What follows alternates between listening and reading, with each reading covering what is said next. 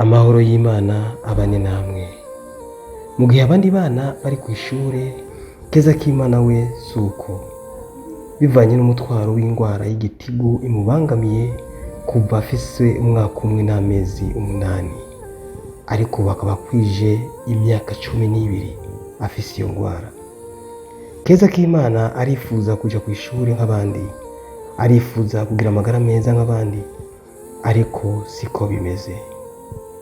Nyina wa Keza k'Imana Florence ariwe Niyububasha Cynthia mwene Bizimana n'abayubahe, akaba ari umurimyi, ntaco atarakora kugira Keza k'Imana akire. Ariko byaramutaye kuwa amazi. Nawe aragira ati: Jewe nitwa Niyububasha Cynthia, nkaba ndi mama w'uyu mwana Keza k'Imana Florence. Yatanguye kumufata afise umwaka n'amezi 8. Afise imyaka 13, azokwiza 14 mu kwa gatanu. Papa we ntamufise, yanteje inda, rero sinasubiye kumubona n'ubu iyi myaka yose sinasubiye kumubona. Umwana afashwe ndamujana kuri wakarede baramupima, bambwira ngo agwaye igitigu.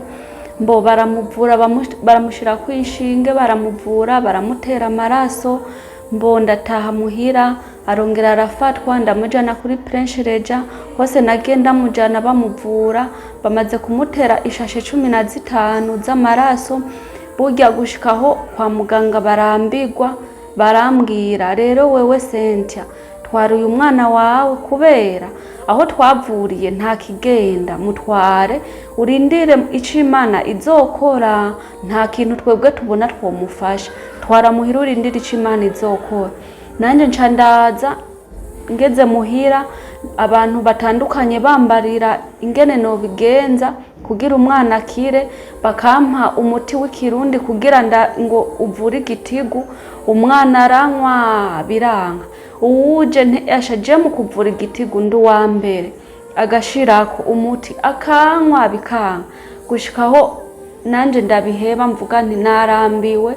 N'umwana abonye umuti agatangura kuvomesa atarawunywa. Ico nosaba nuko mwumfasha nkaraba ko uyu mwana nawe arifuza kwiga, ariko ntibikunda ko yoja kwiga kubera aho abana biga ni kure, agiye acaruha bigatuma atagenda ku ishuri. Mumfashe Florence aje mu buzima bwiwe akire, nukuri Imana izobahezagira, muzoba mugize neza. Ndasavye abantu bose afise umutima bafashe ngende ku ishuri.